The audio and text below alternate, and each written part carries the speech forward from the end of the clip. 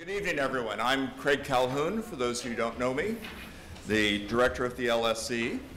And as I'm fond of saying, one of the great things about being director at the LSE is you get the wonderful privilege of introducing people like Judith Rodin, our speaker tonight. We have wonderful speakers on a range of different topics.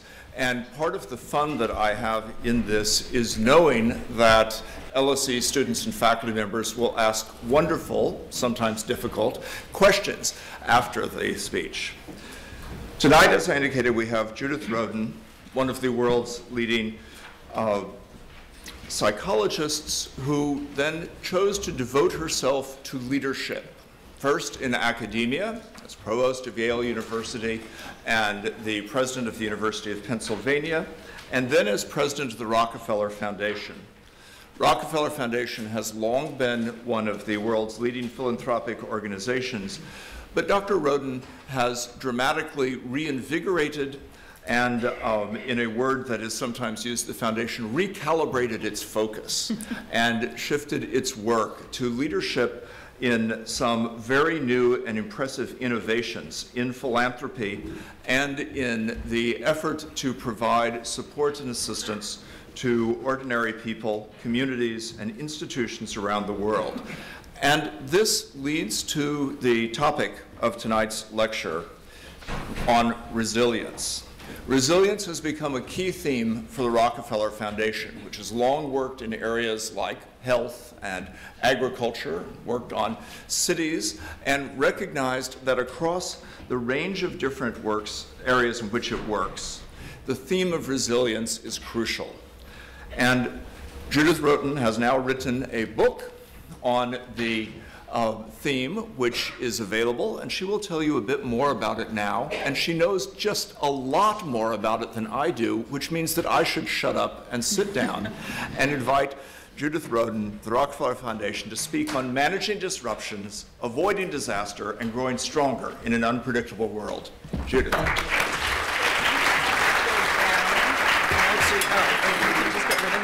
Get rid of it if that will work. Perfect.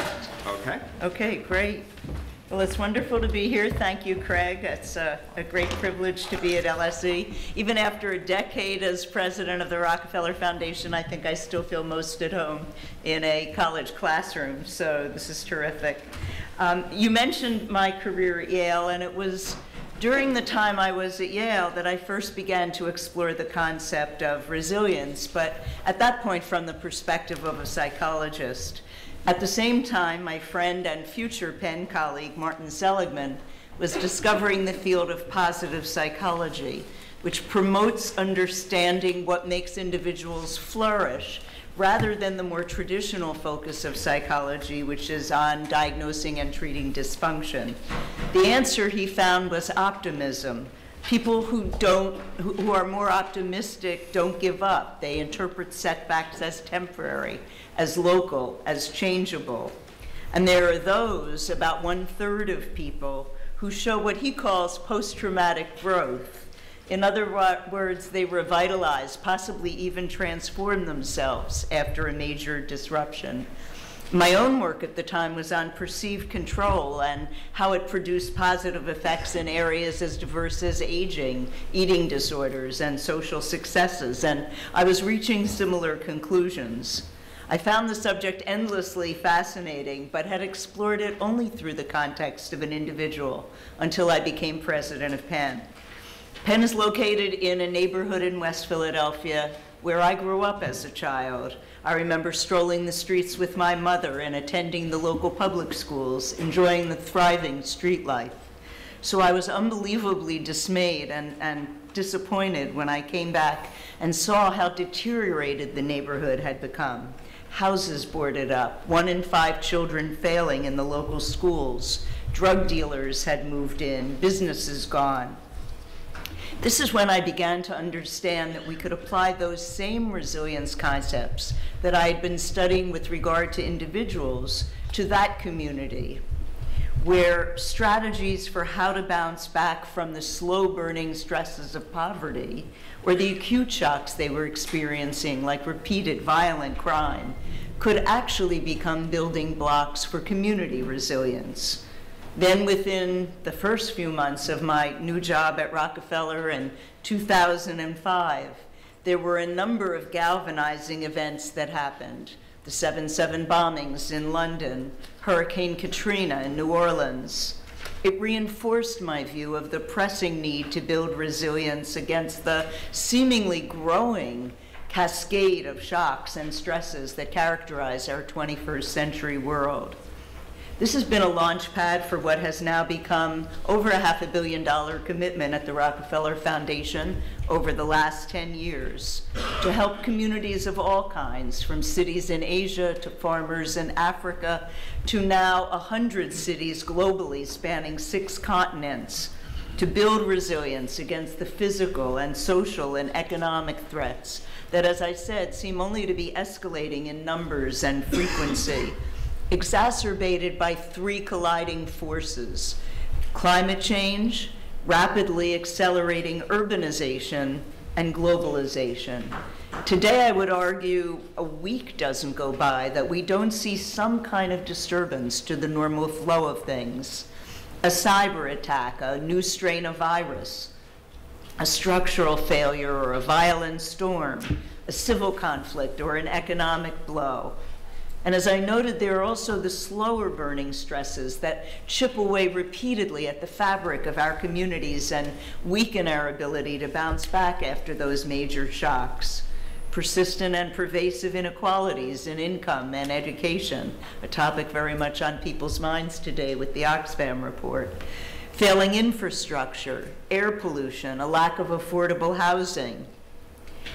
Crisis may be the new normal, but not every disruption has to become a disaster. By investing in building resilience, we can manage the unavoidable and avoid the unmanageable. Resilience, to define it, is the capacity of any entity, whether it's a person or a community, a business, or a natural system, to do 3 things: to prepare for disasters, for disruptions, I should say, to recover more quickly and effectively from shocks and stresses when they do occur, and to adapt and grow from a disruptive experience. Resilience is what can stop the global community from doing what we're currently doing, which is lurching from crisis to crisis, by shifting the paradigm from expending vast resources on disaster relief and recovery to a paradigm of prevention and return. Let me give you an example. One of my favorite parts of European travel is the rail system, something we haven't quite got the hang of in the United States. It used to be, I think, that traveling by rail here offered the promise of fewer hassles than air travel. But that is certainly changing. According to the European Railway Agency, a derailment or a collision is reported every day somewhere in the system. Most of the incidents, of course, are minor, but when you add them up, they cause significant delays and headaches for travelers along the way. And sometimes those disruptions are quite severe, and often they are created by climate change. In 2013, a powerful storm caused extensive tidal flooding in the United Kingdom and Central Europe. Passenger travel and commercial freight came to a standstill, and it required massive repairs, 100 million euros in Germany alone. In Devon, a stretch of mainline rail to London was washed out to sea. But other disruptions are man-made. Some students in the room might be too young to remember, but in 2000, a fatal train derailment in Hatfield caused a national uproar in Britain. The underlying cause of the crash was determined to be a lack of systemic integration and a failure of knowledge sharing among operating entities, which led to severe maintenance lapses and cracking in the rails. These revelations led to the formation of systems interface committees. But in addition, there are further changes in governance that are needed. All operations must share information and develop awareness of what's happening across the regions in real time so that they can adapt quickly if disruption occurs. There is some planning underway, The European Rail Management System is an initiative designed to implement a single standard for command systems and train controls across Europe, so the trains won't have to switch systems as they traverse borders. A Europe-wide automatic train protection system will provide integrated, real-time data streams between the tracks, the control center, and the train itself in order to maintain speed and route status. If there is danger, the system can instigate automatic braking, and it can even delink from the failing piece. That kind of system would minimize accidents, permit even higher speeds, while significantly increasing traffic capacity. The cost of investing in a more resilient European rail system is significantly less than doing nothing or not doing enough, particularly when you factor in the social and economic impact of disruption. It shuts down businesses, it makes it difficult for people to get to work, it interrupts the flow of freight around the world, just to give 3 examples. I use the railway example to demonstrate the 5 core characteristics of resilience that must be in place in order to have a resilient system. First is awareness of vulnerabilities and assets. Resilient people, institutions, and systems have both the willingness and the ability to assess and take in new information and effectively to adjust to that information in real time using effective monitoring and feedback loops. Second, they are diverse and often redundant in the types of backups and alternatives that they can access. So if one part of the system is challenged, it can easily rely on another.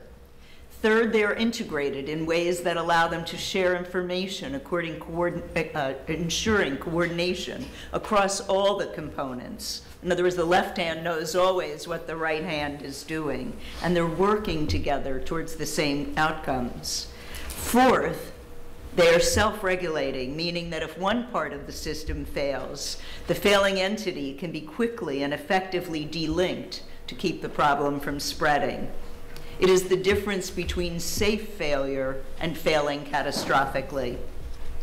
Finally, resilient entities are adaptive.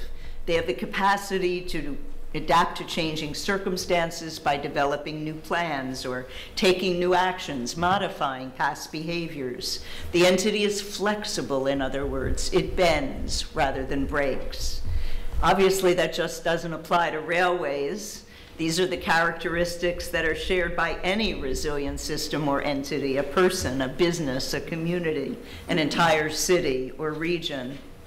But what makes building resilience different from disaster planning or risk management is that we see the returns in those investments, returns beyond just saving lives or protecting assets in the bad times, although of course this is critically important.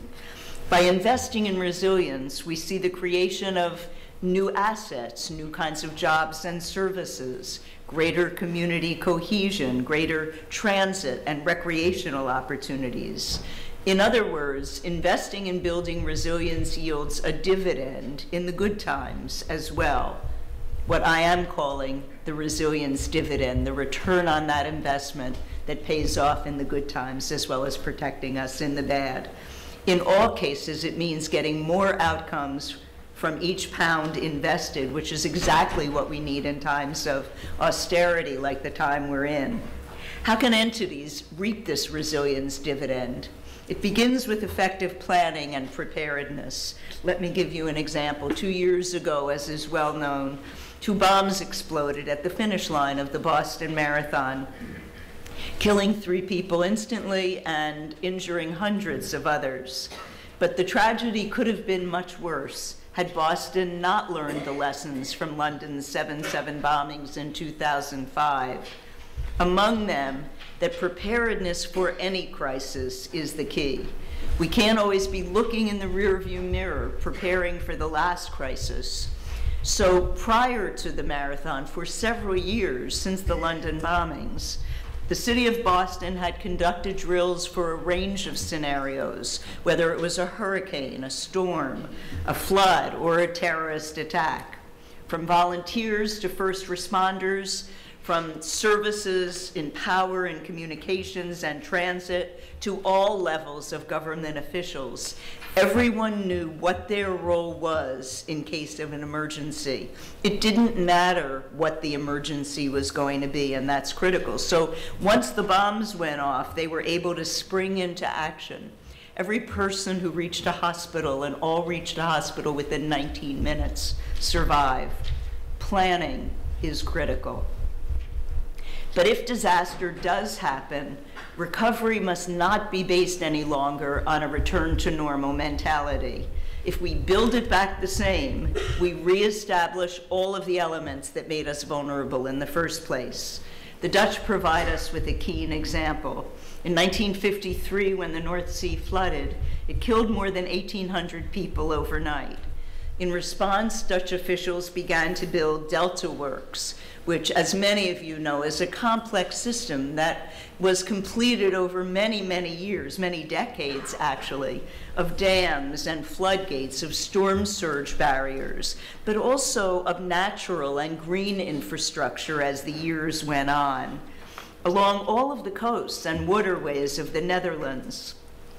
Not only does Delta Works prevent flooding and mitigate the effects, but it has increased the quality of life and commerce as a result of the way it was constructed. It provides now for greater availability of drinking water, better recreational facilities, new transit routes, and obviously a greater feeling of safety and of place for the residents. It has also, the evidence shows, deeply accelerated economic growth as around the construction. Tourism has increased, it's a sight to be seen, but businesses are flourishing where new roads have been built. People are moving there, housing has been built because recreational facilities are built and integrated into the system. That's the resilience dividend, and the Dutch provide only one example of many globally. The potential replacement of the Thames barrier would give London the opportunity to reap these same dividends. No plan should be considered that doesn't design a new barrier with multiple uses in mind, from hydropower generation to new kinds of transit links in new places to new recreational capacity, all for the same investment. A car park in Hoboken, New Jersey, and one in Rotterdam shows the benefit of addressing multiple problems with a single investment by putting a resilience lens and framework into the thinking. The three problems that were addressed in each of the cases were a lack of green space, a pressing lack of parking for cars, and frequent flooding. Their solution provided underground car parks that used a new engineering technology that allowed them to serve as water overflow tanks during flooding, and then the surface area was built as green space and new recreational areas and the like. It's a triple play, 3 different wins for the same single set of resources invested. That's the resilience dividend. These kinds of changes during the rebuilding process advance the third phase of building resilience, revitalization, which begins in how the recovery process unfolds. In Christchurch, New Zealand, 2 earthquakes in the last 5 years have really razed almost the entire central part of the city. The mayors created new partnerships and networks that bring together stakeholders, decision makers, and experts to create community-based initiatives for building resilience. One initiative, a simple one, is called Gap Filler, finds innovative uses for vacant lots, from public art installations to concert venues to pop-up shops and artist studios, as more and more buildings deemed seismically unfit are demolished. Meanwhile, Mayor Dalzell, the mayor of Christchurch, has brought together community members in a very brave and interesting experiment in participatory democracy, based on the example of participatory budgeting in Porto Alegre, Brazil, that is used annually to determine some percentage of the city's budget. She decided that since they have to rebuild the whole city and they will redesign their electoral units and their electoral divisions, let's allow the citizens to decide how to do that. And so they're redesigning every electoral division, electoral division, a little bit of jet lag, I apologize, electoral division, to be as diverse as possible. They want to build community cohesion by not having a representative represent a very homogeneous group, but really building that kind of community capacity in a very different result. As a result of what is going on there, a very different kind of community is emerging in Christchurch. The young, the creative, the entrepreneurial are drawn there because they want to be part of this process of revitalizing, adapting, and growing in new and different ways, an asset that is so critical to building a resilient city. Another example, much closer to home, comes in the wake of the social upheaval in London in 2011, which, as many of you remember, led to more than 1,000 arrests and destruction and looting across the city.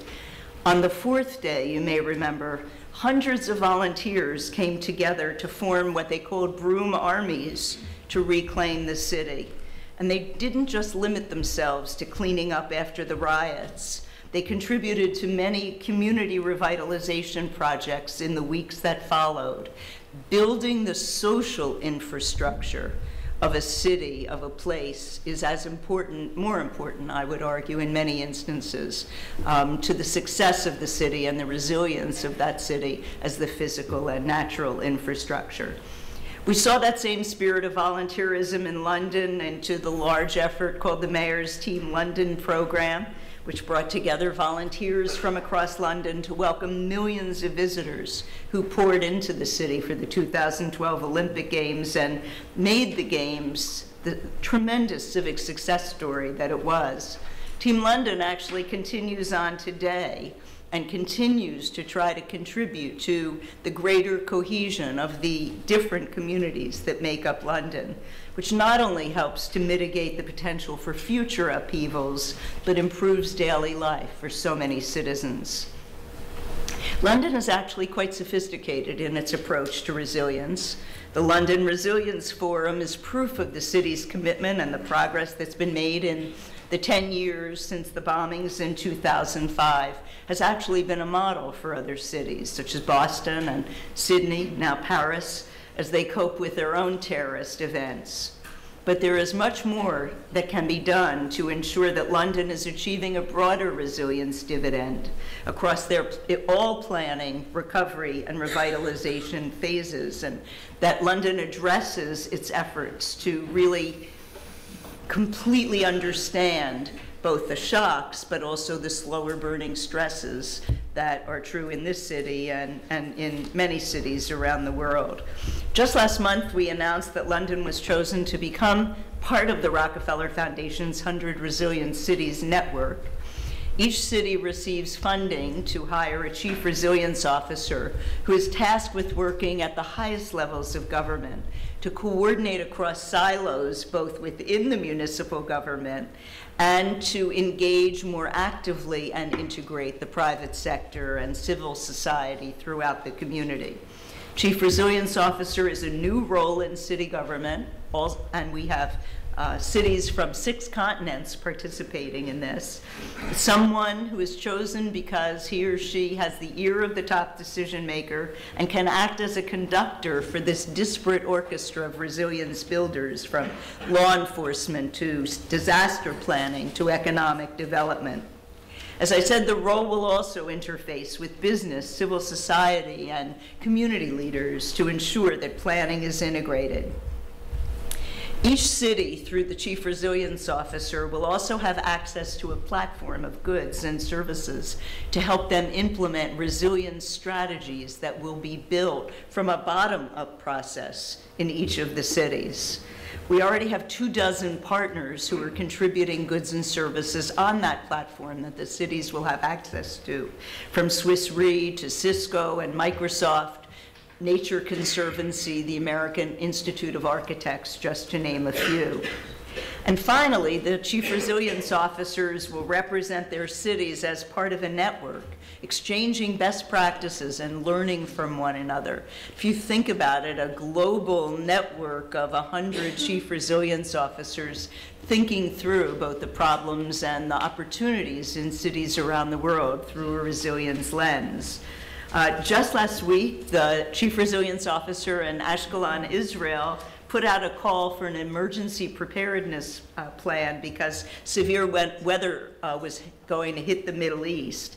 And fellow Chief Resilience Officers from Melbourne, Christchurch, New Orleans, and Durban all shared their cities' respective plans. Talk about creating a global community around this issue. Already, and we've only selected the first 70 of the 100, 1/5 of the world's urban population, 700 million people, now live in a city that's part of this 100 Resilient Cities network.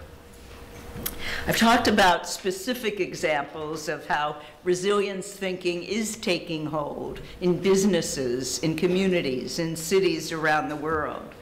But what is most inspiring to me is the individual efforts. They continue to astonish me with their innovation and their ambition. I am also thrilled to see that in almost every instance we are able, in ways both large and small, to integrate among business and civic, academic, and public actors in a way I think that was not as easily possible even a decade ago.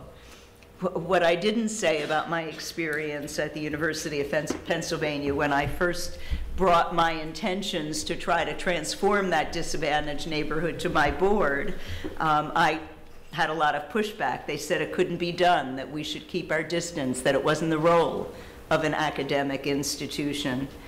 Now when I visit institutions and academia or when I talk to corporate boards, I am hearing more and more, where do we start? How do we do this? How do we really think about our role in building capacity towards a broader community? In the business world, this is so far beyond corporate social responsibility.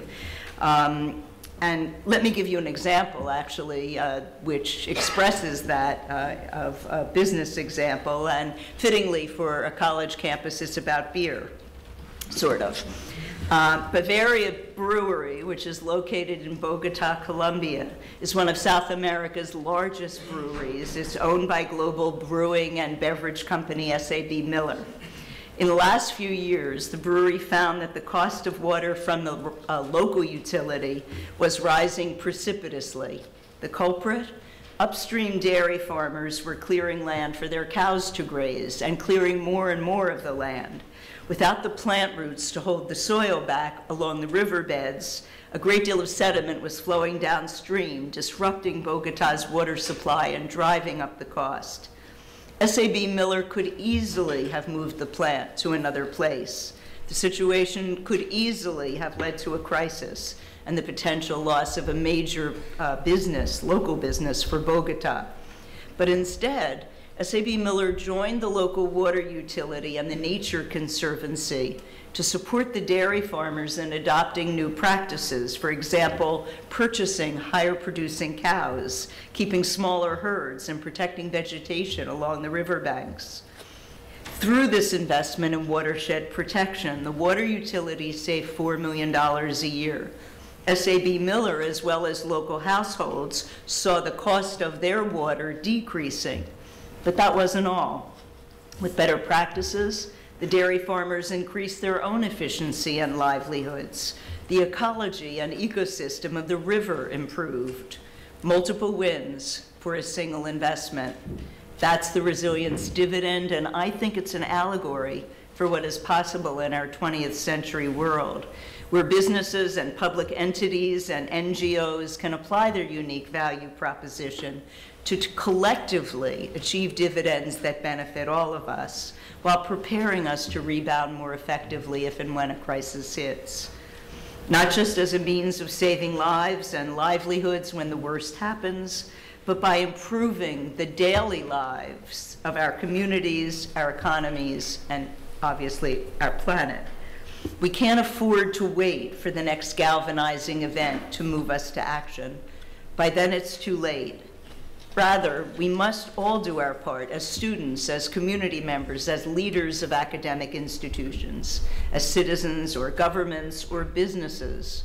We must make hard decisions and make smart investments to take quick action on the front end so that if disaster strikes, and in this day and age, I often think it's not a matter of if but when, we won't just be able to bounce back. We'll be able to move forward and transform together. That, Craig, is the resilience dividend. Thank Fantastic. you.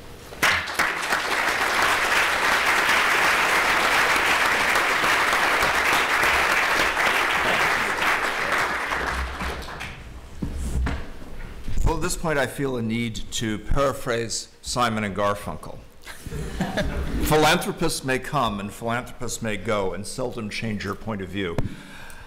The presidents of foundations come and go and commonly conceive of their work simply as administering philanthropy. And I think you see here that Judith Rodin doesn't, that she sees it as rethinking the very role and inspiring the world to action. She's brought new ideas to the field, and she's brought them to us, and I think we should treat them as something of a challenge and a potential agenda.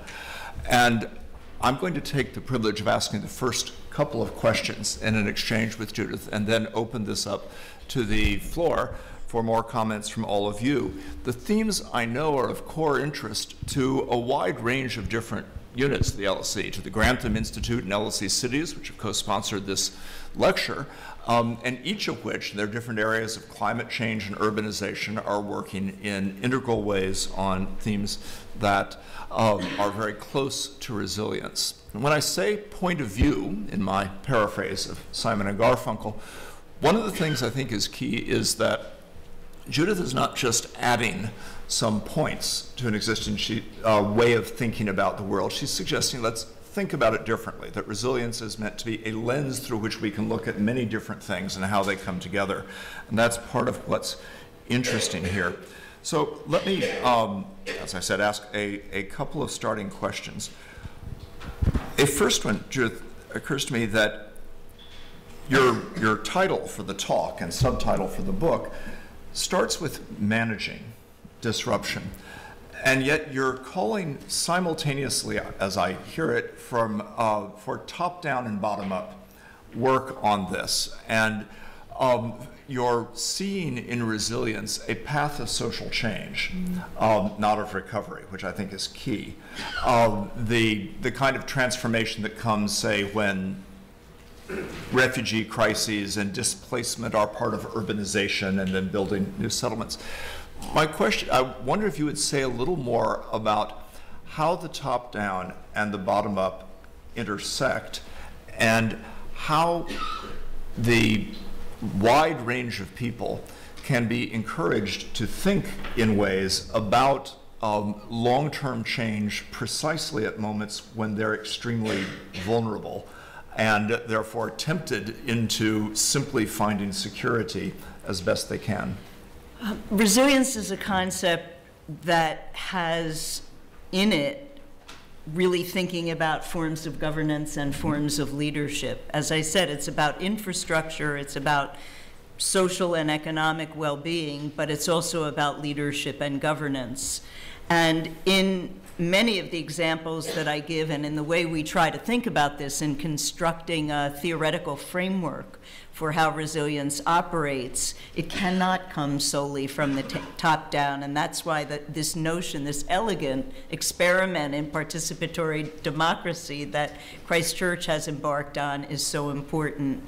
We will never be resilient as a city without communities that have built trust, with community leadership and cohesiveness, not only for the bad times, but let me start with the bad time examples. So there's a great deal of research data that show that when a crisis hits and there's equal impact, say a heat wave has been studied the Rockaways in the New York coastline, 7 communities all getting the same physical hit.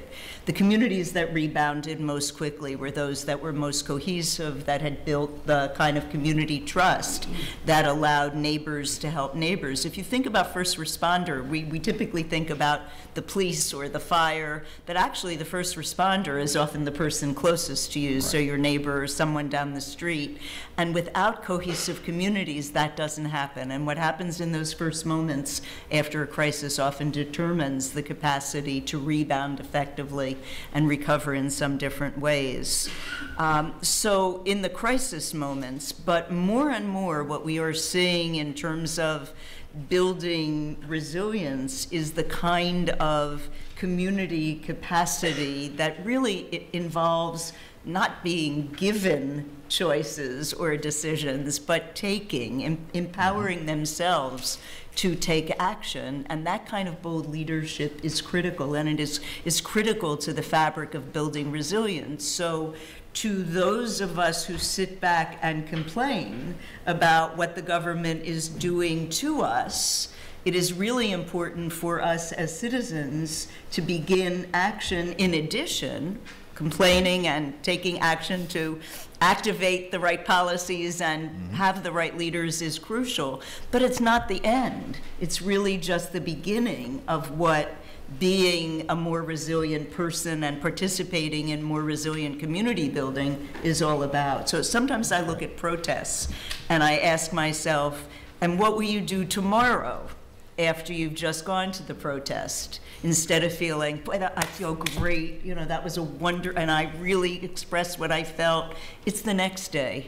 It really is. That's when you show up. That's building resilience.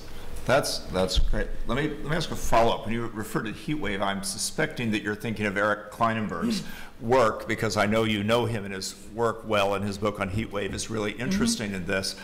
And he followed it, among other things, with a book on living alone and on singlehood and with work and communication and so forth. To what extent does resilience require, and is your book a call for not living alone? That is, literally for a more social outlook. We've had a lot of discussion of highly individualistic models of autonomous selves, of economic actors conceived as individuals, of choice makers, and so forth.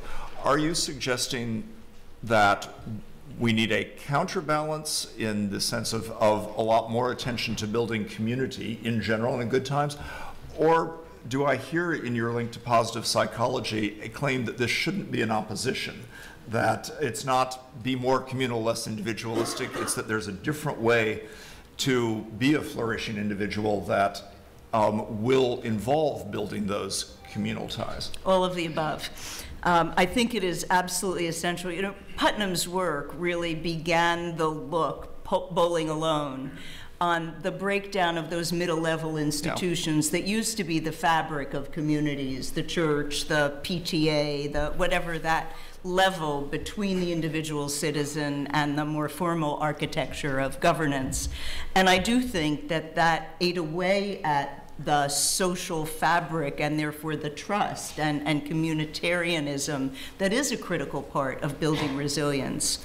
But in addition, each of us must be autonomous individuals. So maybe I can trust you more because I trust myself more as an actor, and the two really work together in greater synergy rather than being a competing narrative for what has to go on to build this resilient fabric. I'm going to ask my last question, and it's the one where I'm worried I might not be following positive psychology and Marty Seligman, and I might be less than optimistic.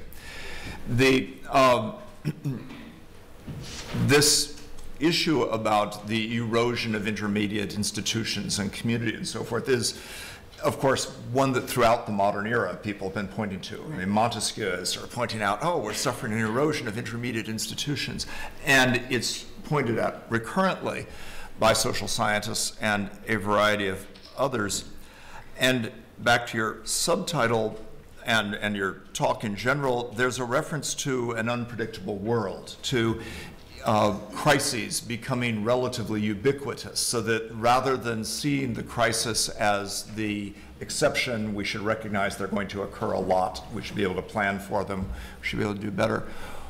What I wonder is what sort of concept of the modern era lies behind this. Is there a sense that crises and emergencies are becoming more frequent? Is this a suggestion that the center will not hold, that modern life is coming unstuck, and these are coping mechanisms in a world in which we simply are being more and more challenged? In the climate change example, is this, well, climate change brings more volatile weather. It brings extreme events, and we'd better learn how to deal with that. Or do you see us being able to deal with this and other challenges well enough through resilience to be able to create a world that will be less challenged to produce resilience? You and I talked before this session about the importance of testing theories on the ground, yes, and really seeing where and how things were happening, both to gather more empirical data, but importantly to test theories against the crucible of the reality of life. As we think about confronting climate change, many Western developed countries have the luxury of thinking about mitigation, and we are doing it elegantly, and so many of our groups are focusing on sustainability and the like. But if you work in the developing world, you don't have the luxury of only thinking about mitigation, because they are confronting those realities every day, mm-hmm, of crises caused by climate change. And so I find myself struggling with having to make a choice between trying to make a future better and having to also try to fix the realities that are currently occurring. And I don't think we can make that choice. I think that our responsibility is to plan for a better future while helping to resolve the issues that are confronting people and places all around the world. And that's partly the message of this book and the strategies of how to do it. And my hope is, although I do think crises are accelerating, that it doesn't take a crisis every time to make a place or a person or an institution begin thinking this way. That if we can move from a paradigm of relief and recovery in which we're spending trillions of dollars globally, to investing some of that in preparation and prevention and preparedness, that we really can address both a better future and a more promising now. Right. And you did make the point about dual-use technologies, multiple-use things, that the same interventions can speak not only to emergencies, but to the rest of life. Okay, now is the opportunity for everybody to live up to the advanced billing as a strong audience. Do you want to call in people? Shall I call in? Oh, no, you do that. Shall I call in 2 or 3 and let you answer together? Do you want to? I'll get a couple. Okay. All right, so the first one is the woman who's just over here on that aisle. I'll take a couple. I'll take them in pairs. So. Yeah. Oh, hi, Judith. I should mention a small conflict of interest in that I work for Farm Africa, and Rockefeller provided us some funding for a project there, for which we're very grateful.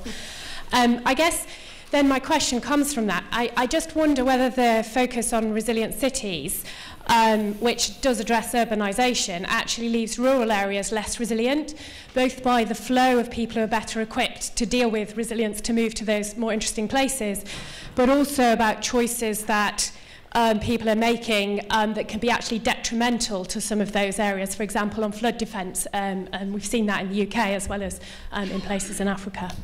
Okay, and there's a gentleman right here, blue shirt, has a computer in front of him. Yeah. Hello, thank you for your talk, it was really nice. You both mentioned climate change as one cause for disasters, and the Rockefeller Brothers Fund just divested, and that's his way, or the way to take action to stop the climate change, or to help stopping the climate change. My question was, when will the Rockefeller Foundation and the LSE follow this example? I'll take the second one first. Okay. The Rockefeller Brothers Fund announced their plan to divest. The Rockefeller Foundation has already made those divestments without an announcement or plan. I mean, with a plan, but without a formal announcement. And we're continuing to reduce. We have managed accounts, so it's hard to get inside and under every account, but we are way under the goal that they have announced, and I'm delighted that they're joining us in that. You asked a very complex question, and I want to answer it in two ways. One, cities will be home to 75% of the population in the next 50 years. 40% of the infrastructure that will be built has not yet been built, and they are the economic engines of every country. So the focus on cities is really because so much action and energy directed towards them could really make a tremendous transformational difference in the outcome for the global population. But as I hope you know, Rockefeller does a considerable amount of work in the rural economies.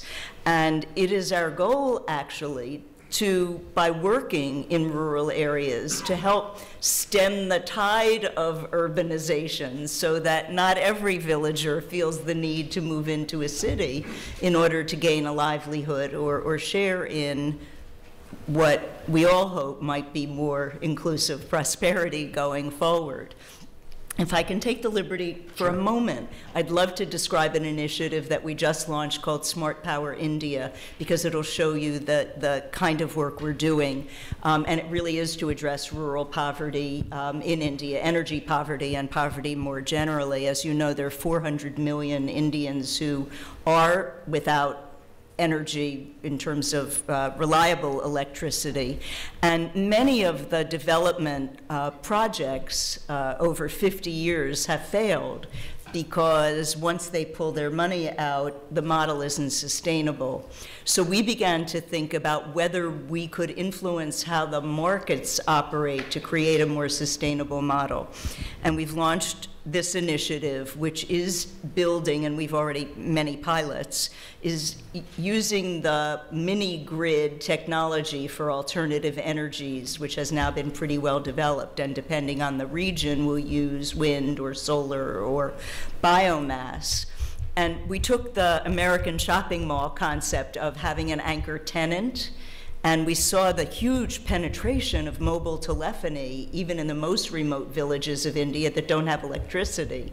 And so we've negotiated with mobile cell phone tower operators who are currently using diesel, and we make contracts with them so that they guarantee taking somewhere between 40 and 65% of the capacity of these alternative energy companies. So we've guaranteed their anchor tenant.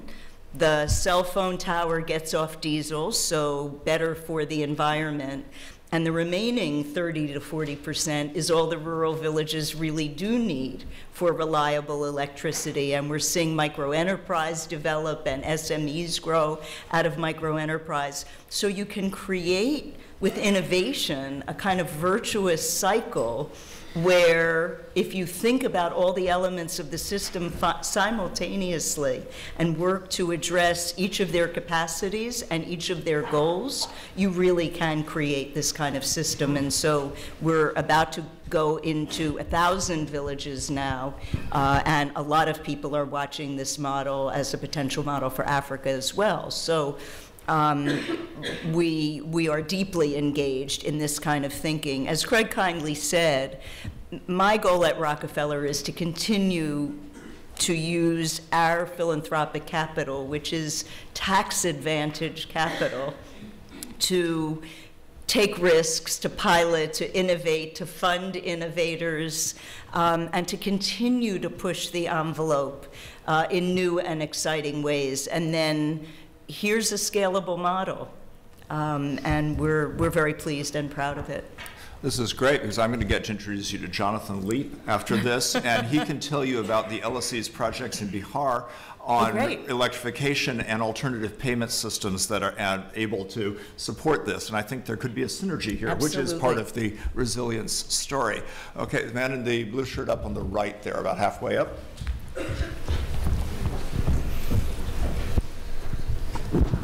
Hi, thank you very much for the talk. I've got a question that's focusing on one specific thing that you mentioned, which is the Broom Army in Clapham. So, I mean, it was a kind of in passing, I guess, comment, but I wanted to focus on it to try and open up a wider question that resilience might be able to answer. And that is that I think that your description of it wasn't perhaps as nuanced as the reality.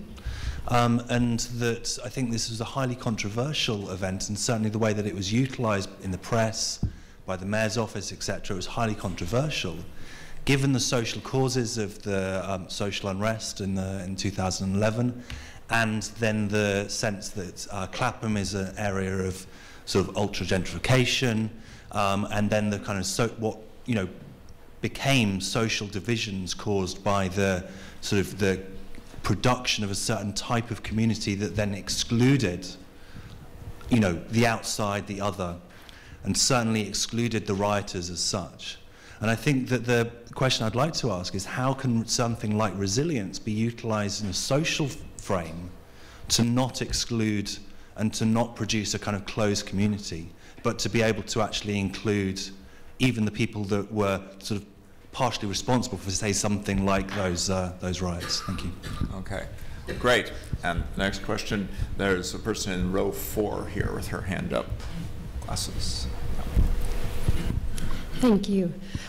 Dr. Rodin, I wanted to ask you to go back to your beginnings as a psychologist and kind of bridge the gap between individual psychology and how we as collectives deal with massive world problems, whether it be climate change, whether it be financial crisis, and how positive psychology or an individual psychology leads us to a better collective outcome, particularly in circumstances such as the developing country context that you spoke about recently. Maybe in answering your question, because you are more deeply familiar with the local situation, I can refer to one that I know intimately, and that's the recovery in New Orleans after Hurricane Katrina, to try to answer your question. Katrina caused the levees to break and the flooding, but it was the years and years and years of inequality and poor political systems and poor educational systems that really caused New Orleans to break. And so as it built itself back, it was the same metaphorically. Shall we clean up the communities, essentially? And there were armies of volunteers who poured into New Orleans from all parts of the world and lots of money. Or can we really think about recreating a different kind of society? The 10th anniversary is next year, and New Orleans has transformed itself, much more cohesive and diverse kinds of communities, complete collective responsibility for the school system, a huge entrepreneurial and kind of innovative class of very different kinds of people moving in and connecting with one another. So I have seen around the world the possibility of that happening, but it takes community-based leadership. It doesn't take pronouncements from the mayor. In fact, the mayor failed in New Orleans in the first instance. Now, Mayor Landrieu is amazing, the subsequent mayor. But it was really those communities reanimating and using resources in a way that developed stronger communities. It is very hard work.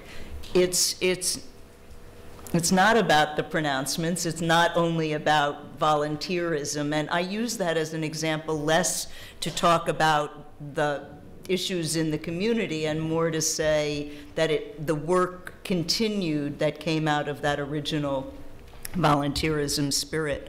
But your question is right, and I'm not giving prescriptions. This is not a book or an area about prescriptions. This is a framework within which individuals and communities and cities need to figure it out in their own vernacular, with their own cultural history and experiences, and also their own set of resources, both person and material. So I don't minimize the importance both of the question and of the hard work and depth of concern, I think, that underlies it. I think in the psychology, the closest linkage that I can make for you is really that at the individual level, how you interpret what happens subsequently is a significant determinant of what you do in the future. And that is as true for creating a collective narrative and a larger collective vision as it is for an individual. So we're in the midst of an in vivo experiment around that in Paris. And if I take as an example Oslo after the Utøya killings, there was a huge initial outpouring of Norwegian love and spirit and communitarianism, and then vitriol pouring out. This was also an anti-Muslim vitriol because the killer said that that was his motivation, the immigration policy and the fear of Muslimization of Norway. And the Prime Minister and many others stood up there and said, the only way we can be stronger is by becoming more inclusive, by reframing our narrative, by reinterpreting what threatens us is the enemy within, and that is the unwillingness to become more heterogeneous, to accept more people, to figure out the difficulty of diversity. He lost the next election, but Norway is actually stronger. So the question for Paris is the same question. Great event that Sunday. Now what? Okay, let's go the woman in row 4 and the man in row 2 over in this corner here. Yep. Thank you very much. Over the past couple of years, we've been looking at global catastrophic risks, very specifically at pandemics and, let me stand up, at pandemics and conflict. And I agree with you entirely. All the world experts agree that preparedness is key and community cohesion. However, when there is a crisis, when there is that sudden disruption, there is something else that comes into the mix, which is all the well-meaning agencies from around the world that come in to help. They don't always help because there is a fundamental, shall we say, lack of communication between them. And my question to you is, how would you suggest that working together, that cohesion of those multiple agencies can be facilitated? Because they do it often enough, and yet it still doesn't seem to work smoothly. And we have made a lot of mistakes. Just take Ebola as an example. So if any thoughts would be appreciated. Thank you. Just in front, man with the beard, second row. Okay. Well, all right. It's open? Okay. We'll get you in okay, the second thank row. You. Later. Good evening. My name is Alex. Come from Kingston University. I'm really excited to start learning how to be strong in a world where things go wrong from your last book. Nevertheless, I have a question before that. Do you hope things will go right someday? If yes, why? Thank you.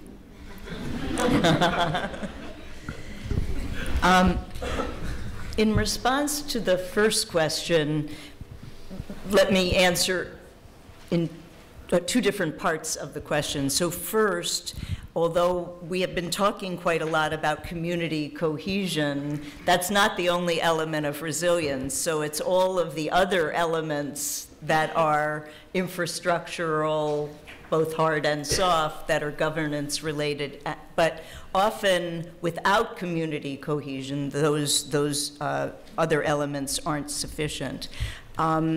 I think your point is enormously well taken, and we are embarking on a very bold experiment. The contributors financially to it are the Rockefeller Foundation, USAID, the US aid agency, and the Swedish aid agency, SIDA. And we've chosen the 3 places in the world where the most development aid has gone and the most humanitarian money has been spent in response to crises with the lowest observed outcomes in terms of improvement. That's the Sahel and the Horn in Africa, and the rim region of South Asia that is coastal.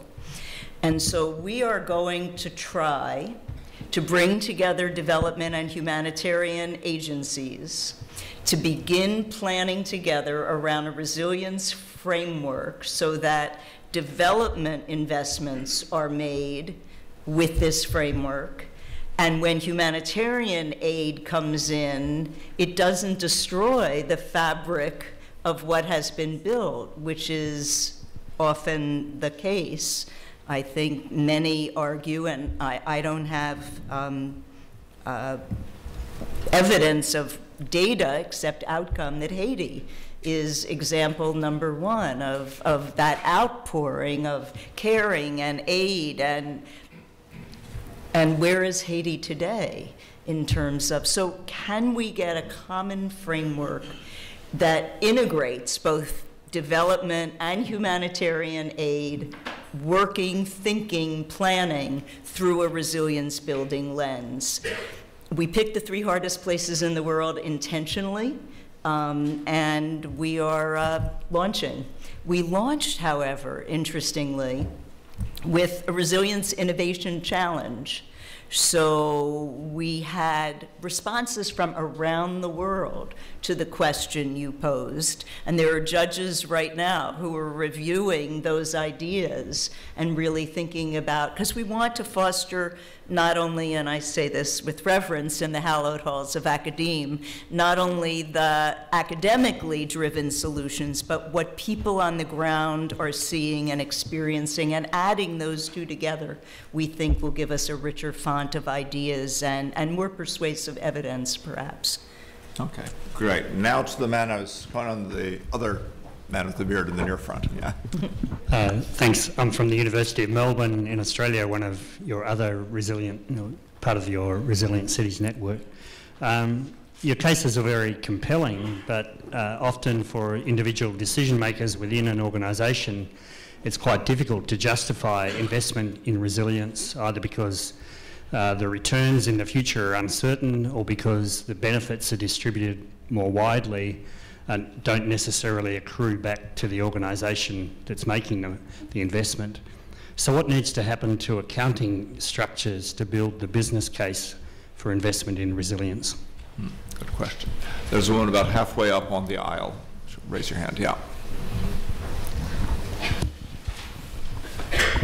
Thank you very much. My name is Andrea Carpati from Climate Kick, and actually my question is... I can't hear you, I'm sorry. Hold the microphone closer. Is it better now? Yes. So, Andrea Carpati from Climate Kick, and my question is very similar to the previous 2 about the metrics. How do you calculate really the resilience dividend?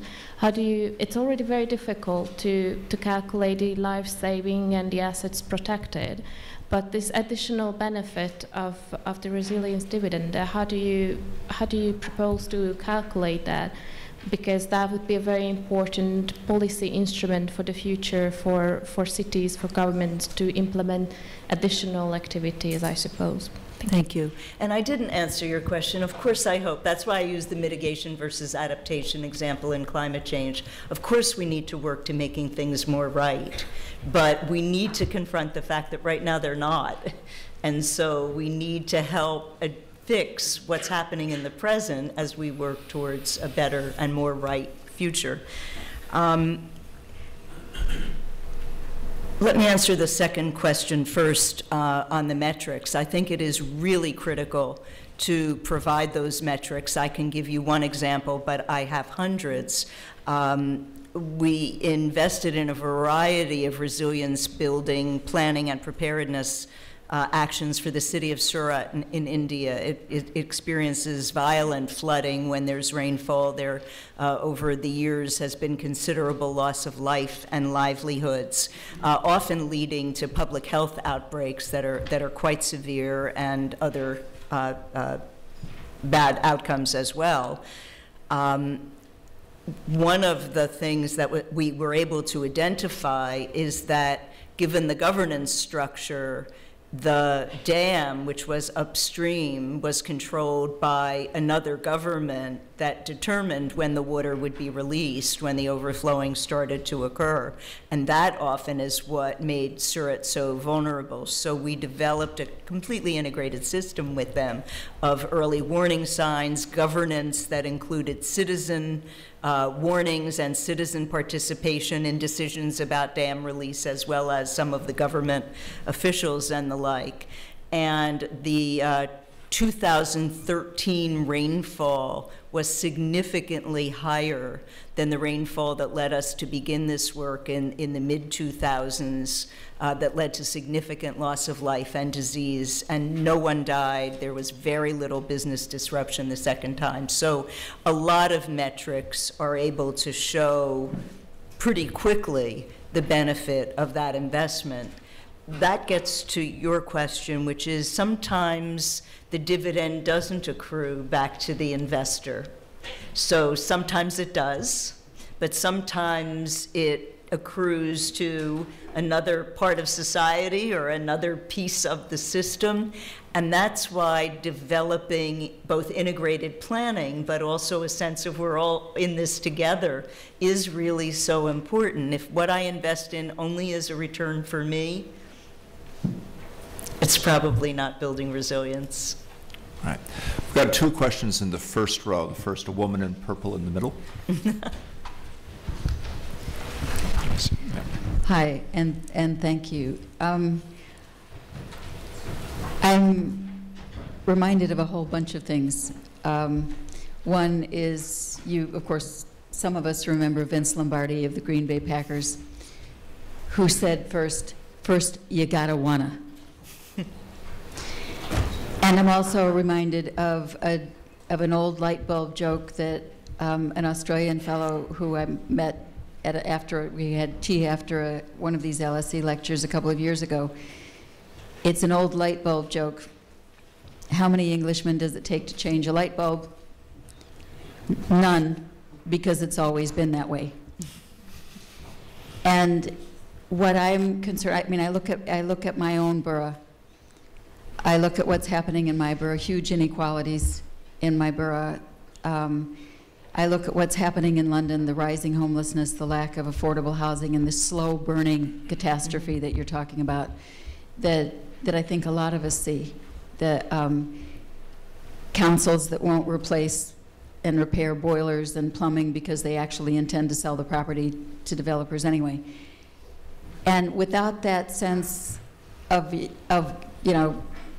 Lombardi's gotta wanna, how do you, with the powers that be, because if the, I mean, this is the city that had that massive anti-war march years ago, and it didn't, we still had the war, and all of this, it just doesn't seem like the people who need to listen are listening to the people, and the people who are speaking.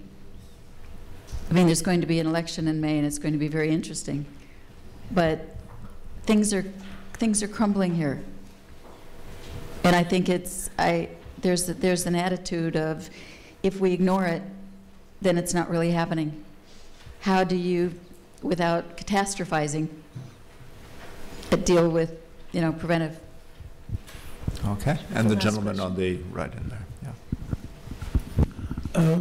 Good evening, Dr. Rodin. Thank you for a wide-ranging subject you've covered. It seems to be that the word resilience runs through the whole lecture. I don't know how you can explain the resilience in terms of the disruption, disasters, unpredictable world.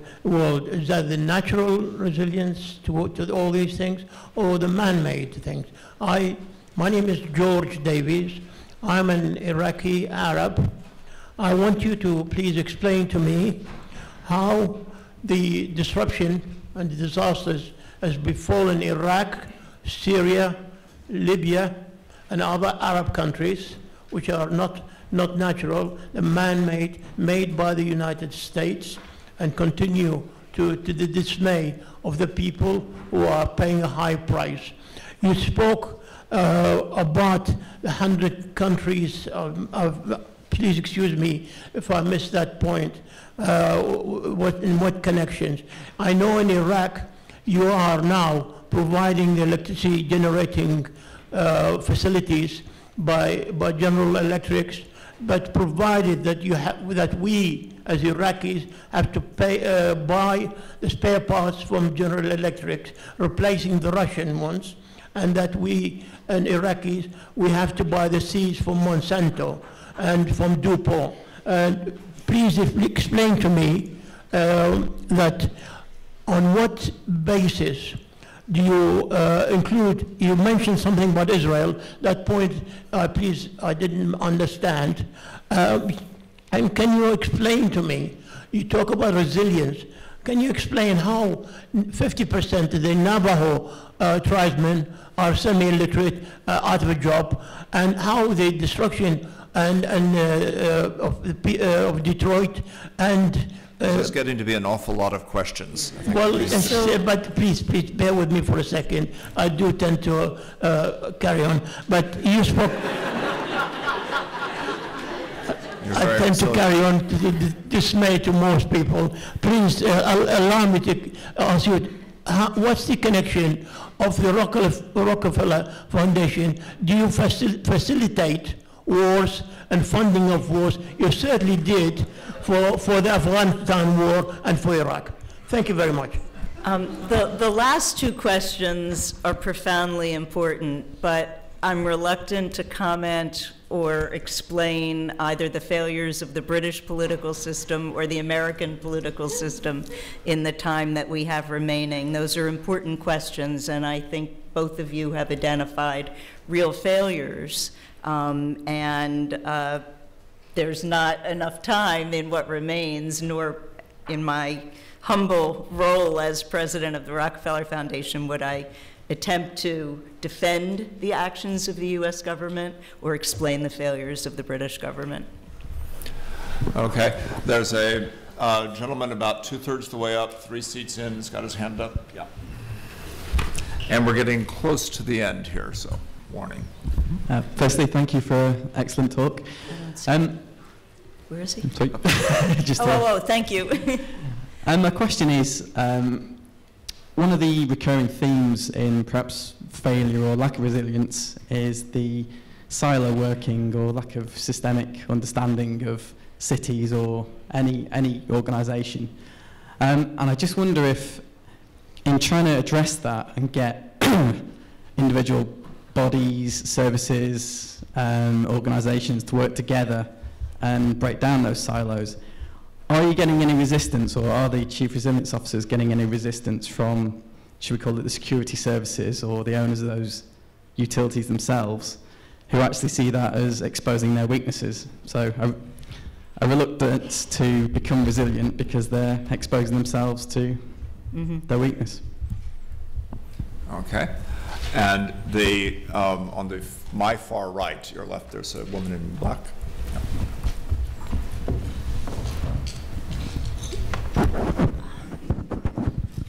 Hi, thank you very much. It's absolutely fascinating hearing you talk. Just to give you a framework of my question of thinking. I'm alumni, LSE, over 10 years old, and I did my master's at Cass Business School last year in grant-making, philanthropy and social investment, and I currently work for a small charitable family foundation. So my understanding of philanthropy is both in academically and in practice, and I really value a lot of the Rockefeller papers, reports that are published about philanthropy, and I wish the UK would pick up on it and embrace them. You commented earlier about the project USAID and the Swedish agency and foundation are looking at about the new framework for resilience. I was just wondering if you are building or which UK foundations are working as hard as you are and embracing your learning and academically and in practice as well, because I think practice, there's so much academic theory happening, and I just wonder how much the UK foundation community are welcoming this and working with it. In answer to the first question, I think I'll refer to you, Ricky. Professor Ricky Burdett is here, and he has read, I think, virtually all of the applications for 100 resilient cities, 800 so far from 6 continents. And I think we're stunned by how willing they have been to expose their weaknesses and to really talk candidly. We are not selecting them on the basis of how resilient they are. We're selecting them on their capacity to become resilient. And the first part of that is their understanding of the weaknesses in what are the slow-burning stresses, what are the kinds of shocks, where do they have strength and capacity. And the other part of the application that is demanded of them is they need to talk about how they will work with the other sectors, if it comes from government or it comes from academia. We've had, and civil society, we've had applications that had in the lead leaders from each of those sectors and others. So their plan for how to integrate is critical as they go through the application and challenge process. I have read 150 of them, or so, 160, and in that final group in our 2 rounds, I have seen extraordinary, searing candor, actually, with regard to the weaknesses. And so we'll see. The first group was only chosen 13 months ago, the second group only a month ago. So a work in progress. I think there's a lot of reciprocal learning among foundations. I started my day at Nesta with Jeff Mulgan, and when I became president of Rockefeller, he was at the Young Foundation, and I really learned a lot from him about innovation and innovation practices. So I think we really are looking to those thought leaders among foundations and foundation leaders around the world who really are breaking old paradigms, who really understand the difference between philanthropy and charity, with philanthropy trying to get at the root cause of problems and looking for the innovations around that. A question earlier about metrics is as relevant to this question. Often foundations don't share their failures. They promote their successes and celebrate their successes. And so we are part of a larger movement of foundations that really is advocating vociferously and actively to share where we fail. If we are risk capital, of course we're going to fail. And we need to understand it so that others aren't making those mistakes. They'll make other mistakes with their risk capital. This doesn't apply to academics, does it? Judith, thank you very much. I'm afraid we're at the end of our time. The book is The Resilience Dividend. Read it. Thank you.